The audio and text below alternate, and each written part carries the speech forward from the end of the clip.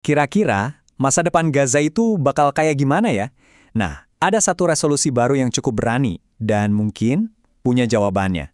Hari ini kita bakal bedah tuntas resolusi 2026/1. Ini dokumen yang bisa jadi mengubah segalanya. Yuk, kita langsung masuk aja. Oke, biar gampang, kita bakal pretelin resolusi ini satu-satu. Pertama, kita lihat dulu tujuannya apa. Terus, kita intip siapa aja nih yang bakal megang kendali, gimana cara kerjanya di lapangan, dan apa aja aturan main yang baru. Terakhir, pastinya kita bakal simpulin poin-poin paling pentingnya. Nah, ini dia nih wujudnya, resolusi 2026/1. Kelihatannya sih ya cuma dokumen biasa ya kan. Tapi jangan salah, di dalamnya itu ada rencana yang super ambisius buat pemerintahan transisi di Gaza. Tujuannya benar-benar buat mengubah total peta politik dan sosial di sana. Oke, jadi apa sih sebenarnya isi dokumen ini? Mandat utamanya tuh apa? Kita cari tahu sekarang. Jadi, inti utamanya itu pembentukan Dewan Perdamaian ini. Dan ini bukan cuma sekedar badan penasihat loh, mereka ini jadi otoritas tertinggi yang megang semua kuasa legislatif dan eksekutif selama masa transisi.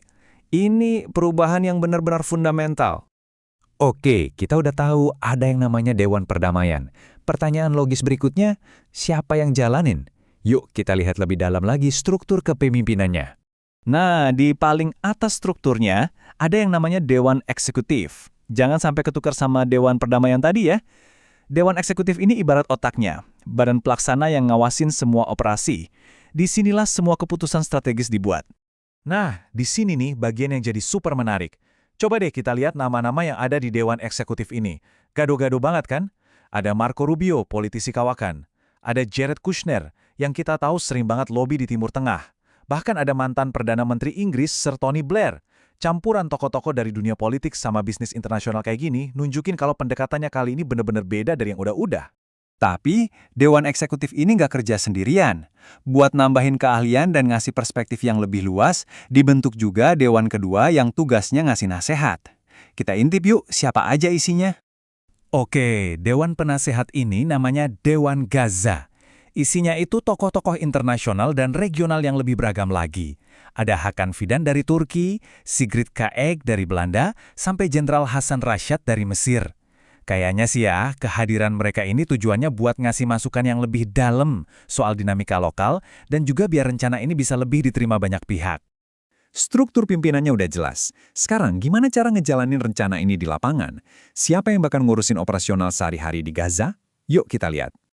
Slide ini nunjukin rantai komandonya dengan jelas banget, semua dimulai dari Dewan Eksekutif di paling atas. Mereka ngasih arahan ke perwakilan tinggi. Nah dari situ, wewenangnya dipecah jadi dua. Satu buat urusan sipil, satu lagi buat keamanan. Strukturnya kelihatan rapi dan terorganisir banget. Jadi, di lapangan itu ada dua komandan utama. Di sisi sipil, kita punya Nikolai Meldenov, dia diplomat veteran yang bakal ngurusin semua hal dari pemerintahan, pembangunan lagi, sampai bantuan kemanusiaan. Terus di sisi keamanan, ada Mayor Jenderal Jesper Vetter dari Denmark yang bakal mimpin pasukan militer internasional. Pembagian tugas yang super jelas ini dirancang biar nggak ada tumpang tindih dan kerjanya bisa efisien. Resolusi ini bukan cuma soal siapa mimpin siapa, tapi juga nentuin prinsip-prinsip dasar buat tata kelola yang baru. Jadi, Gaza yang baru ini bakal kayak gimana sih menurut resolusi ini? Aturan mainnya apa aja? Nah, kutipan langsung dari dokumennya ini benar-benar ngejelasin tujuan utamanya, yaitu menciptakan Gaza yang bebas teror dan telah dideradikalisasi, yang tidak menjadi ancaman bagi tetangganya. Ini dia visi besar yang mau mereka capai. Prinsip-prinsip ini jadi semacam aturan dasar buat kehidupan di Gaza yang baru nanti. Pertama, hukum sipil yang udah ada bakal tetap berlaku, asal nggak tabrakan sama rencana ini. Kedua, yang boleh ikut serta dalam pemerintahan baru ini terbatas banget, cuma yang dukung tujuan rencana ini aja. Kelompok-kelompok teroris jelas dilarang keras. Ketiga, dan ini poin penting, nggak ada seorang pun yang bakal diusir atau dipaksa pergi dari Gaza. Terakhir, bakal ada zona-zona kemanusiaan buat ngelindungin warga sipil. Oke, kita udah bedah semua detailnya. Sekarang, waktunya kita tarik benang merahnya. Apa aja sih keputusan-keputusan kunci dari resolusi ini, dan apa artinya buat ke depan? Tabel ini ngerangkum 4 poin paling gede dari resolusi ini dengan rapi banget. Pertama, ada Dewan Perdamaian, pemerintahan transisi yang baru. Kedua, ada satu perwakilan tinggi yang khusus ngurusin semua urusan sipil. Ketiga, pengerahan pasukan militer internasional yang dipimpin AS buat jaga keamanan.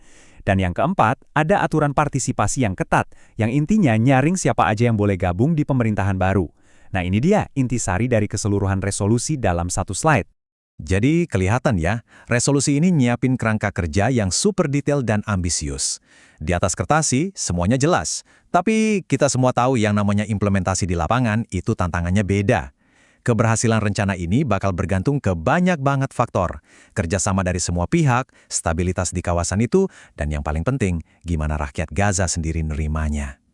Ini ninggalin kita sama satu pertanyaan besar yang kritis. Apakah pemerintahan transisi yang dipimpin dunia internasional ini bakal jadi awal era baru yang damai buat Gaza?